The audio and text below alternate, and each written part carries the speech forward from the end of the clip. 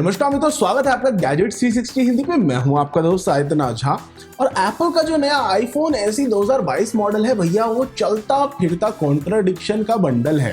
तो उसके पीछे कारण क्या है? कारण ये है कि एक तरफ उसमें पुराना डिजाइन है, पर दूसरी तरफ अगर आप ध्यान से देखें तो भाई उसके अंदर आपको नया 5G मॉडेम मिल रहा है। एक तरफ उसके अंदर आपको एकदम लो रेजोल्यूशन स्क्रीन मिल रही है, तो दूसरी तरफ उसके अंदर अपडेटेड A15 बायोनिक प्रोसेसर है।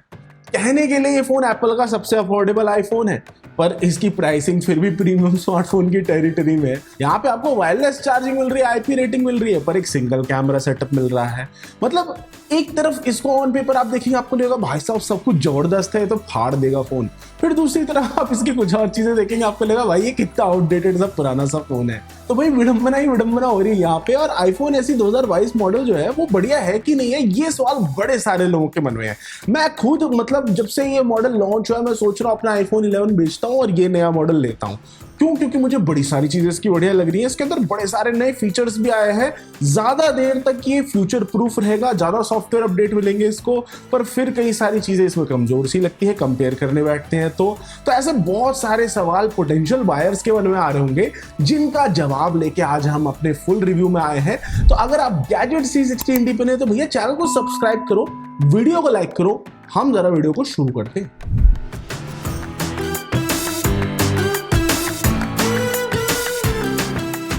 तो भैया सबसे पहले तो है आईफोन SE 2022 मॉडल का भारतीय दाम। तो ये जो नया SE है, ये भैया बहुत सारे बायर्स को कंफ्यूज कर देगा। प्राइसिंग की शुरुआत होती है 43,900 रुपए से 64GB मॉडल के लिए, जिसका मतलब ये है कि इसका जो बेस मॉडल भी है वो compete कर रहा है OnePlus 9RT 5G से, Vivo V23 Pro 5G से, Oppo Reno 7 Pro 5G से और अन्य मॉडल से। और अगर आपको और स्टोरेज चाहिए होगा तो आपको भैया 48,900 रुपए देने पड़ेंगे 128GB के लिए, या फिर 58,900 रुपए देने पड़ेंगे 256GB स्टोरेज के लिए। और भैया ये दाम तो ऐसा है जिसमें आज की डेट में आपको टॉप एंड एंड्रॉइड फोन मिल जाएगा जबरदस्त फीचर्स और कैपेबिलिटीज के साथ। और अगर हम बात करें आईफोन SE 2022 के डिजाइन और यूजेबिलिटी के बारे में, तो भैया एक बड़ी दुखद बात यहाँ पे ये है कि इसकी स्क्रीन बहुत छोटी है। जितना सामान आप देखेंगे iOS के यूजर इंटरफेस में, सब कुछ एकदम क्रैम्प्ड लगेगा, ऐसा लगेगा भाई बसड़ मच गई है यहाँ पे। और अगर आप आज की डेट के मेन स्ट्रीम फोन्स के आदी हो चुके हैं, तो ये जो 4.7 इंच की पैनल है ना नए आईफोन SE में, वो बहुत ही छोटा आपको फील होगा। और एक बहुत ही बड़ी लिमिटिंग चीज हो जाती है, जो अगर आपको वीडियोस एंजॉय करनी है, गेम्स खेलने, या फिर आपको टाइपिंग करने में भी थोड़ी दिक्कत हो सकती है अगर आपके हाथ बहुत बड़े से हो मेरी तरह। और maps, creative application, document reader और यहाँ तक कि वेब पेज तक भी एक बारी में ज्यादा कंटेंट नहीं दिखा पाते ये छोटी स्क्रीन होने की वजह से। पर दूसरी जगह खतरनाक बात ये भी है कि बायर्स को हो सकता है कि यही चीज बहुत ज्यादा लुभावनी लगे। बड़े सारे बायर्स होंगे जिनको टच जेस्चर्स का इस्तेमाल करना ही नहीं है, जिनको वही होम बटन, जो टच ID बेस्ड बटन के थ्रू जो नेविगेशन हो रही है वही पसंद है उनको। कई सारे ऐसे बायर्स हैं जिनको ये छोटा कॉम्पैक्ट फॉर्म फैक्टर और डिस्प्ले पसंद है, जो कि उन्हें आज की डेट में एंड्रॉइड में किसी फोन में नहीं मिलेगा। इसका वजन है 144 ग्राम और ये 7.3 मिलीमीटर थिक है। ये जो फोन है इसको आराम से आप वन हैंडेड चला पाएंगे। और बड़ा होम बटन यहाँ पे दे रखा है स्क्रीन के नीचे, जिसमें integrated touch ID fingerprint sensor है पुराने आईफोन्स जैसे ही। और एक बड़ा कन्वीनियंट फीचर है जिसको हमने बहुत ज्यादा मिस किया, जो पावर बटन है अपर राइट और वॉल्यूम बटन है लेफ्ट पे, वो बड़ी आराम से आपकी पहुंच में रहेंगे। यहाँ पे म्यूट स्विच है लेफ्ट पे दे रखा है, ट्रे है राइट पे जो कि एक सिंगल नैनो सिम कार्ड को होल्ड कर सकता है। पर ये जो फोन है एक या फिर 2 eSIMs के साथ भी चल सकता है। एप्पल की खुद की प्रोप्राइटरी लाइटनिंग पोर्ट जो है वो बॉटम पे है, एक स्पीकर है एक साइड पे और ग्रिल है दूसरी साइड पे सिमेट्री के लिए। और यहाँ पे कोई 3.5 मिलीमीटर का ऑडियो जैक नहीं है। जो फ्रंट और बैक है वो ग्लास से बने हुए हैं और फ्रेम जो है वो एल्यूमिनियम का है। ये जो फोन है इसमें IP67 रेटिंग है वाटर और डस्ट रेजिस्टेंस के लिए, और ये 3 रंगों में उपलब्ध है, स्टारलाइट, मिडनाइट और प्रोडक्ट रेड। एक और गलत ही बात यह है कि आपको भैया चार्जर नहीं मिलता बॉक्स के अंदर, सिर्फ एक Type-C to लाइटनिंग केबल मिलती है, सिम इजेक्टर पिन मिलती है और एक स्टिकर मिलता है।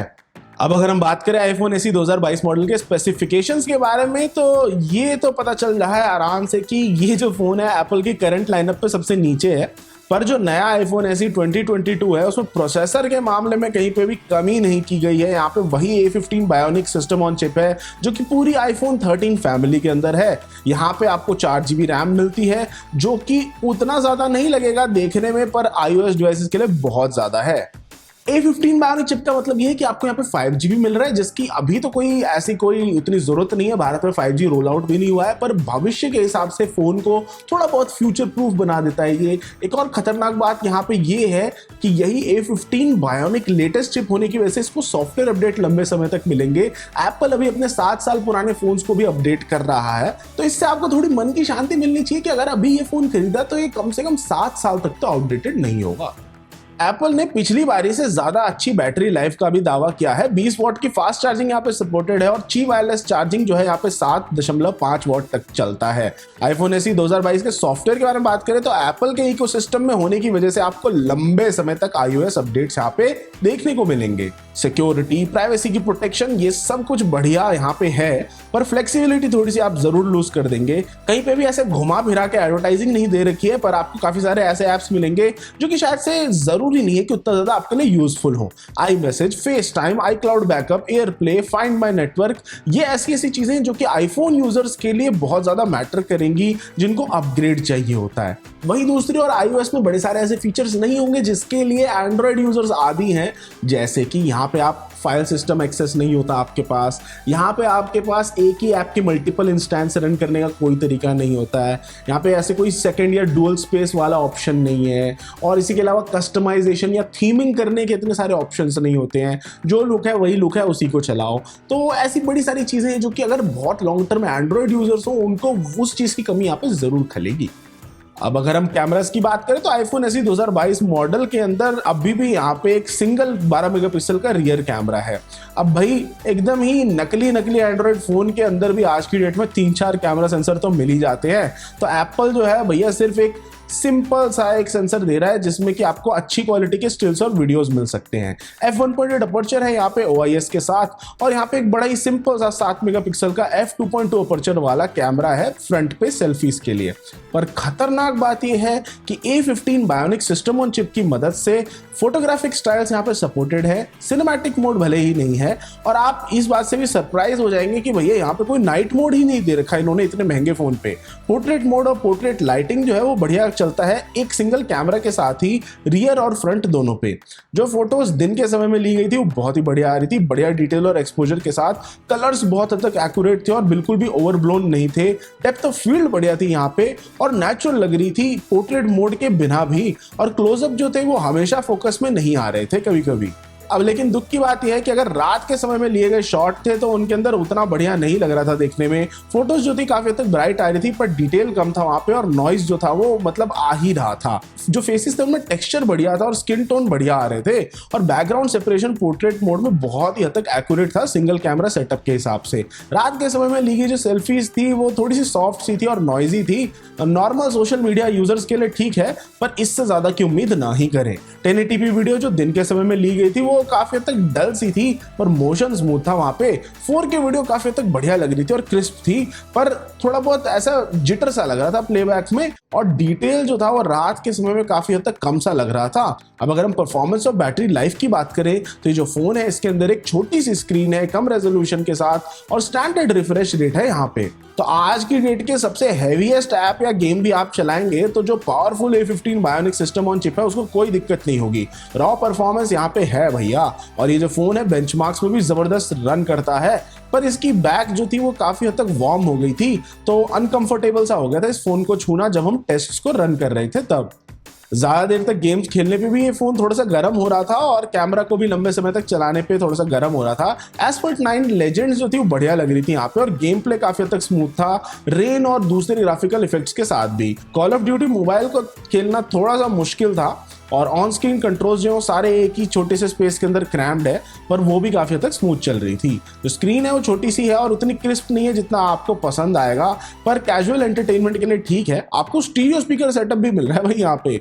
गेम्स और मूवीज में उतना मजा नहीं आता और हीटिंग थोड़ी सी इशू है यहाँ पे, पर आपको फिर भी थोड़ा बहुत मस्ती मजा करने का मौका जरूर मिलेगा इस फोन पे। हम इस फोन को आराम से एक पूरा दिन चला पा रहे थे और बैटरी फिर भी 20% तक बची हुई थी। हमारे HD video battery look test में 11 12 घंटे 46 मिनट तक ये फोन चला, जो कि पिछले आईफोन एसई मॉडल से काफी हद तक बढ़िया इंप्रूवमेंट है। आपको बॉक्स के अंदर चार्जर नहीं मिलता, पर एक 30 वॉट के मैकबुक एयर अडेप्टर के साथ इस फोन को चार्ज करने पे हमने ये देखा कि 32% तक ये चार्ज हो रहा था 50 मिनट में, और 1 घंटे के अंदर 87% तक ये चार्ज हो जा रहा था। जो नया आईफोन एसई है वो पुराना है बाहर, पर अंदर में बहुत नया है। काफी हद तक ये एक्सपेंसिव है, इसको एंट्री लेवल फोन तो बिल्कुल गलती से भी नहीं कह सकते, पर इसके अंदर एप्पल के सारे एप्स, एक्सेसरीज, सर्विसेज सब सपोर्टेड है, और आपको उतना मॉडर्न स्मार्टफोन एक्सपीरियंस यहाँ पे नहीं मिलेगा। पर कुछ लोगों को भैया वही चीज बढ़िया लगती है। भाई इस स्मार्टफोन की मेन टारगेट ऑडियंस वो लोग हैं जो कि आईफोन 8 या उससे पुराने मॉडल से अपग्रेड कर रहे हैं, और उनको वही फेमिलियर फॉर्म फैक्टर चाहिए, जैसी चीज चलती आई है, जैसा चलता है वैसा चलने दे, वो वाली चीज जिनको चाहिए उनके लिए बढ़िया है कि भैया वही यूजर इंटरफेस, वैसा ही टाइप का फॉर्म फैक्टर, अंदरूनी माहौल बस बदल दिया गया है। जो 5G फ्यूचर प्रूफ स्मार्टफोन लेना चाहते हैं उनके लिए बढ़िया है, जिनको हैंडी कॉम्पैक्ट फोन चाहिए उनके लिए एक बढ़िया ऑप्शन है, पर जिनको अंधाधुंध बैटरी लाइफ चाहिए, बड़ी डिस्प्ले चाहिए जिंदगी में मौज करने के लिए, उनके लिए ये बढ़िया ऑप्शन नहीं है। उनके लिए भैया और भी चीजें हैं मार्केट में, जिनको सिर्फ सिंगल हैंडेड यूज करना है, एक हाथ से फोन चलाना है, ज्यादा फोन नहीं चलाना है, उनके लिए एक बेहतर ऑप्शन हो सकता है। और एक और खतरनाक बात है कि भैया हमारे पास तो 5G नेटवर्क भी नहीं है, तो अगर आपको पैसा बचाना ही है तो आप आईफोन एसई 2020 मॉडल भी ले सकते हैं, जो कि कम दाम पे ऑलमोस्ट सभी कुछ दे रहा है, जो कि ये फोन दे रहा है थोड़ी थोड़ी कम मात्रा में। और अगर आप वो कॉम्प्रोमाइज करना चाहते हैं तो वो भी एक ठीक ठाक फोन है। भारतीय मार्केट में आईफोन 10R अभी भी बिक रहा है उसी सेम दाम पे, और आईफोन 11 थोड़े से और ऊंचे दाम पे बिक रहा है। दोनों में बड़ी स्क्रीन है, फेस आईडी है, बेटर बैटरी लाइफ है, पर वो थोड़े से बड़े बड़े फोन है। आईफोन 12 मिनी जो है वो तो भैया अभी सेल पे चल रहा था कम दाम पे, आईफोन एसई 2022 के दाम के मुकाबले। और अगर आपको एक नया फोन चाहिए जो कि मॉडर्न है और फिर भी कॉम्पैक्ट है, तो वो भी एक बेहतर ऑप्शन हो सकता है।